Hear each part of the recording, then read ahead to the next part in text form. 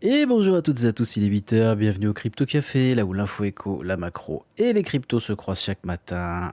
Gros week-end, très bel alignement des planètes, une guerre. Ouh, eh ben ma foi, allez, on a beaucoup de choses à décrypter, en plus d'avoir un gros mois de mars sur la scène internationale, macro et beaucoup de news. C'est parti, on démarre.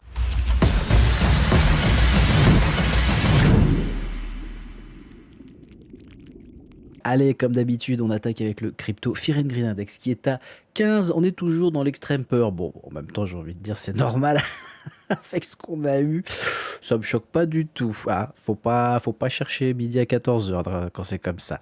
À côté des ETF, la semaine dernière, on a vu du vert, enfin. Ça faisait 5 semaines consécutives de baisse.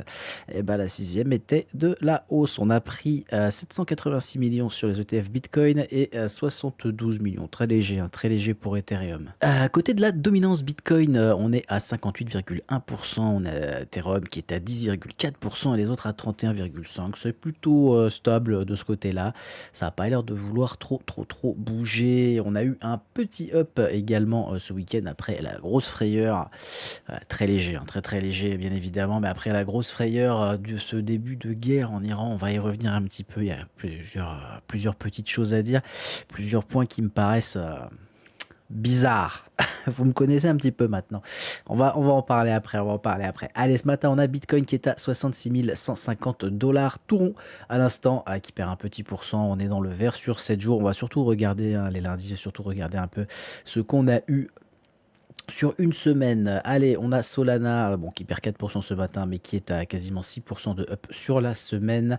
On a Cardano qui a perdu un petit 4%, pareil, c'est pas rien de méchant. Bitcoin Cash, par contre, lui, qui a perdu 18% quasiment, chute libre pour le PPR.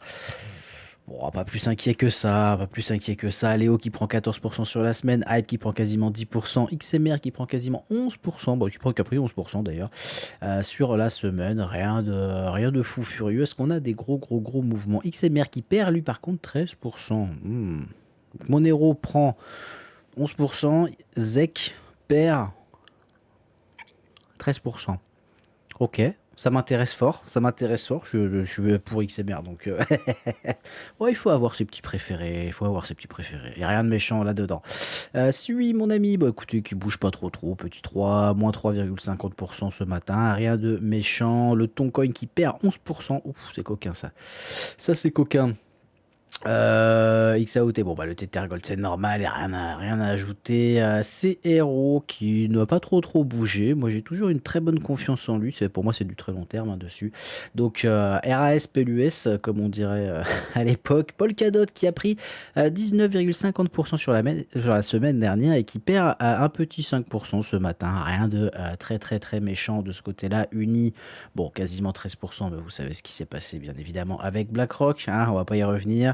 Ça c'est du shitcoin, je m'en tape. Tao, bah, Tao qui bouge pas trop à 175 dollars, il est détendu, rien à ajouter dessus. NIR qui prend 18,25%. Eh bah c'est pas mal, et ICP enfin 14,37% sur la semaine. Eh bah écoutez, c'est pas si dégueulasse que ça. Alors est-ce que ça va continuer? Encore une fois, je le répète, on a quand même un gros mois de mars. Ça peut... Ça peut être coquin. On va voir ce que ça va donner. Côté du calendrier économique et le secteur traditionnel, on fait un petit récap du mois complet qui arrive. Donc aujourd'hui, lundi 2 mars, eh ben écoutez, on a les PMI manufacturiers et les PMI manufacturiers de l'ISM de février. Donc ça, on va les regarder. On attend une légère baisse. Bah, sur les deux, écoutez, on attend une légère baisse.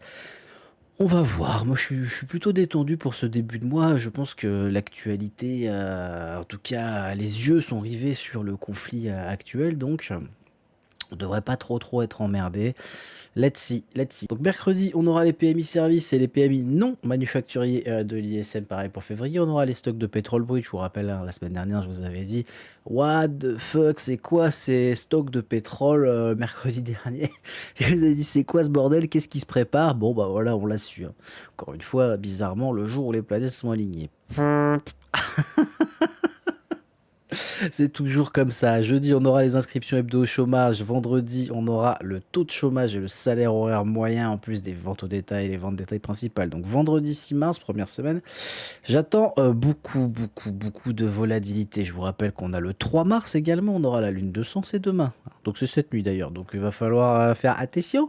Ça peut bouger, hein, encore une fois. En général, c'est le jour même. Après, ça peut être sur plusieurs jours. Attention, on sait jamais. Sinon, qu'est-ce qu'on va avoir de sympatoche? Écoutez, on aura la semaine prochaine les ventes au logement, on s'en fout. Mercredi 11, on aura les IPC. Ça va être très important à suivre. Vendredi 13. Encore une date qu'on aime bien. Encore une fois, moi j'y crois pas, machin, mais il faut le dire, et il faut se dire aussi une chose, c'est que ces gens-là regardent ce genre de date très clairement. On aura le PIB trimestriel, les PCE Core mensuels, les PCE Core annuels, les rapports Jolt. Tout. Ça promet. Enfin, mercredi 18, on aura les prix à la production et la décision de la Fed sur les taux d'intérêt. Je vous rappelle que moi, depuis un moment maintenant, je me prononce en faveur de la statu quo, hein. Donc, pas de baisse des taux, pas de hausse des taux, rien de machin. Et pourquoi ils parlent de hausse des taux? On veut que de la baisse. Eh, les gars, tranquille. On verra. Pour moi, c'est statu quo jusqu'en juin. Let's see. Ensuite, jeudi 19, on aura l'Indus manufacturier de la fête de Philadelphie. Pour l'instant, on n'a pas les prévisions, mais ça verra plus tard. Aussi, un point à ajouter pour tous ceux qui connaissent, qui sont un peu dans le training, etc. On est en mars. Troisième vendredi de mars, c'est la journée des 4 sorcières. Vous savez ce qui se passe généralement. Donc attention, au mois de mars, ça va bouger très clairement. Je vous referai un petit passage dans la matinale avant, donc ça sera jeudi 19 où on parlera un peu plus en profondeur de ce que c'est ces fameuses journées des 4 sorcières. Il y en a une par mois, c'est les journées des 3 sorcières en général. Mais on connaît la volatilité de celle-ci, des 4 sorcières. C'est trimestriel et généralement ça picote bien comme il faut. Allez, côté des news crypto, bon, on va en parler tout de suite. El Famosa, la. Bon, Trump, le 28, nous a déclenché une guéguerre. Il a bombardé dans tous les sens. Il y en a plein qui m'ont dit non, mais c'est pas une guerre, c'est pas machin, c'est une guerre. Voilà, c'est une guerre. Là, il y a du bombardement massif, il y a du mort, il y en a dans tous les sens. L'ayatollah Khamenei a été tué dans les bombardements. Forcément, ce genre de choses devait être prévu. Enfin, en général, c'est plus ou moins prévu. Il y a déjà quelqu'un qui a repris la place. En tout cas, il y a un espèce de triumvirat qui a repris la place déjà. Je pense que c'était déjà fait. Hein, c'est déjà machin. Maintenant, quand le conflit a démarré tout de suite, j'étais un peu comme tout le monde, mais j'ai pas fait de réaction. Je fais jamais de réaction à chaud, hein. Très clairement, j'aime bien faire des réactions à froid. C'est quand même être un peu plus, comment dire, intelligent. Qu'est-ce que j'en pense de tout ça? Écoutez, déjà, voilà, moi j'en pense ça. Le pétrole, voilà, hein. Il y a un joli gap à surveiller très clairement. Moi, quand il y a eu ça vendredi, j'ai dit oh, on va faire le plein des bagnoles. Dans le 12, il n'y a pas de doute. Donc, écoutez, voilà. Et j'en pense ça. Le gold. Voilà, tout simplement. Encore une fois, ce que je remarque, c'est qu'on a Trump qui nous déclenche quelque chose un week-end, quand les institutionnels peuvent pas bouger. Ah, il est coquin, hein. Il est coquin. Discours très fort avant de faire l'opération. La phrase que je retiens énormément aussi, c'est no boot on the ground. Donc aucune botte au sol. Alors je rappelle quand même que là on parle de l'Iran. On parle pas du Venezuela. L'Iran, c'est gros. Tous les pays au monde appellent, enfin tous les pays, pas tous bien évidemment, mais la plupart des pays occidentaux, entre guillemets, appellent au soulèvement du peuple pour pouvoir reprendre le pouvoir, remettre en place, etc. Maintenant, si le peuple ne se soulève pas, il va falloir faire une intervention au sol, très clairement. Et ça, personne ne veut en parler. Trump a annoncé hier soir qu'il disait 4 semaines ou moins le conflit, quand il y a 2 jours, il disait ça va durer moins d'1 semaine. Donc déjà, hop, On a l'Iran qui tabasse tous les pays aux alentours. Hein. Petit coucou aux copains qui sont sur Abu Dhabi et je dirais pas le nom de l'autre base parce que sinon je vais me faire taper. Attention à vous, bien évidemment. La France va être obligée de prendre position. Elle a déjà commencé à le faire de toute façon. Pour moi, c'est pas un conflit qui va durer 2-3 jours. Hein. Très clairement. Plus je vois le temps passer, plus je vois tout ce qui se passe, plus je me dis que c'est déjà en train de s'étendre. Voilà, on le voit d'ailleurs en gros titre. Hein. Ça s'étend déjà au Liban. Donc ça pourrait se calmer. Mais là, il va falloir beaucoup de conditions et rapides, et très très très rapides. Ensuite, je vais revenir sur le fait de pas de pied à terre entre guillemets, pas de soldats américains ou autres. Je commence à mettre des guillemets partout. Hein. Sur le sol iranien, la plupart des aéroports militaires iraniens ont été bombardés, ont été défoncés. On a pu voir de magnifiques photos satellites à la télé, sur les chaînes d'infos, les machins, les bordels. Les gars, est-ce que vous avez vu une seule piste d'atterrissage, décollage défoncée? Ah non. Tous les hangars, ils se sont fait démolir la gueule. Par contre, toutes les pistes d'atterrissage, elles sont clean. Il n'y a personne qui le remarque. Et que les petits yeux... Alors peut-être c'est le passif militaire qui reprend un peu le dessus, mais à un moment donné, il faut être observateur. Il n'y a pas une piste qui s'est fait défoncer la tronche. Oh, bon, écoutez, on verra. Encore une fois, j'espère bien évidemment que ça va se calmer, puisque ce genre de choses, c'est jamais sympa, hein, très clairement. Là, il y a pareil, hein, pour tous ceux qui sont à Dubaï, bah, faites attention quand même si ça a l'air d'aller. C'est vrai que la première fois qu'on se prend une petite bombe sur la gueule, ça fait bizarre. En général, la première fois, on sait pas trop où se mettre. Mais bon, après ça passe. Bon, j'espère quand même que ça va aller. Il n'y a pas de raison. C'est quand même bien protégé.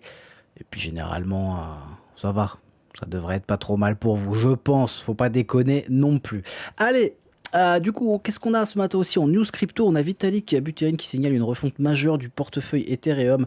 On a l'EIP 8141. Alors attention, hein, c'est une proposition qui pourrait arriver, qui serait possible avec le fork Egota du réseau. Donc on va voir ce que ça va donner. Encore une fois, là c'est de la proposition. Ça peut être intéressant pour tout ce qui va être l'abstraction des comptes, etc. Pour l'instant, encore une fois, c'est de la proposition. Faut pas aller chercher plus loin, mais on montre encore une fois, Vitalik est en train de pousser très très fort. Donc, moi, ça me plaît. Vraiment, ça me plaît très très très très fort. Allez, maintenant on va attaquer ce qui intéresse tout le monde. Parce que là, on arrive au mois de mars. J'avais dit que je commencerais à me positionner un petit peu. On va regarder le Bitcoin en monthly. Voilà, bon, vous avez ma zone d'achat actuelle et je vais vous expliquer brièvement pourquoi. Hein, moi, sous 55 000, entre 55 et 46 000, je vais acheter très, très, très, très fort. Vous allez me dire, oui, mais ça peut aller en dessous, machin. Je m'en tape, je vise long terme. Je vise long terme, les gars. C'est minimum 2-3 ans et c'est un x3 minimum, je pense. Pourquoi je vous dis ça? Bah écoutez, c'est ma zone monthly. Je vais vous passer tout de suite en weekly. Pourquoi? Hop et hop. Plusieurs points. Hein, donc ça, c'est ce genre de trendline. Moi, j'aime bien. J'aime bien ces petites trendlines. Hein. On a le point le plus haut et on a la première cassure du pattern de 2020, 2021, 2022. Qui est ici. On a des très très beaux supports qui étaient résistance et qui pourraient devenir un support si on vient le chercher. Si on regarde la EMA, bah là on l'a pété, mais on est encore en train de la travailler en dessous. Est-ce qu'elle va faire résistance maintenant? On verra. En tout cas ici, bah on l'avait bien pété. Hop, on était revenu et avant de se repéter la gueule, pareil. Ici, bam, on l'avait pété, on avait retombé, bah. Et si on remonte pareil à 2015, et bah c'est exactement la même chose. Donc quand je vous parle de cycle, de cyclicité, etc., c'est pas pour rien. C'est pas pour rien. Voilà. Donc, moi, je pense que c'est ce qui va se produire encore une fois et qu'on va avoir une petite chute ici. Et quand? Je ne sais pas, bien évidemment, mais je pense que ça va se passer comme ça et qu'on n'ira pas chercher non plus des plus bas énormes ou quoi, sauf dinguerie. Hein, faut jamais dire jamais en crypto. Très clairement. Et si je passe en daily, regardez, on a ces belles EMA là. Elles sont magnifiques. Hein. Elles ne sont pas croisées, attention. Et là, on remonte directement, allez, en 2022. Oh, le beau croisement, pile poil à ce moment-là. Et ça correspond, hein. Ça correspond à ça. Où je vous dis, un espèce de giga up et un down. Si on continue et qu'on remonte, hop, en 2019. Oui, oui, je sais, je suis taré, mais j'en ai rien à foutre, je vous le dis. Regardez. Oh, un croisement. Oh, oh, bah là, c'était quasiment le bottom. Oh. Et si on remonte encore une fois, allez, en 2015, oh, c'était quasiment le bottom. Est-ce que on va avoir un truc, admettons, allez, si on trace brièvement un truc qui fait comme ça, tac, et qui fait comme ça, tac. Est-ce que ça vous plairait? Quelque chose comme ça, est-ce que ça vous plairait? C'est possible, c'est une éventualité. Maintenant, là, c'est que de la spéculation, mais c'est possible que ça arrive si on respecte la cyclicité. Est-ce que le graphique fera ça? Je ne sais pas. Mais à surveiller très très fortement. Et concernant Ethereum, bah écoutez, vous avez déjà mon plan. On avait déjà touché ma première target. On n'a pas touché encore ma deuxième target. On verra si on va la chercher et même peut-être aller encore plus bas, aller chercher les 1500, un peu, peut-être même des 1300. Je ne sais pas, on verra. Ça va dépendre de tout ce qui se passe. Ça va dépendre de Bitcoin et d'énormément de choses. Voilà. Allez, c'est tout pour moi ce matin. Ça fait déjà une très très belle matinale. Beaucoup d'informations. Faites attention si vous êtes avec des leviers, quand c'est des guerres comme ça peut apporter beaucoup de volatilité. Je pense que vous l'avez vu et qu'il y en a beaucoup qui se sont déjà fait laver. Je vous souhaite à toutes et à tous une excellente journée et un très très bon début de semaine. La bise!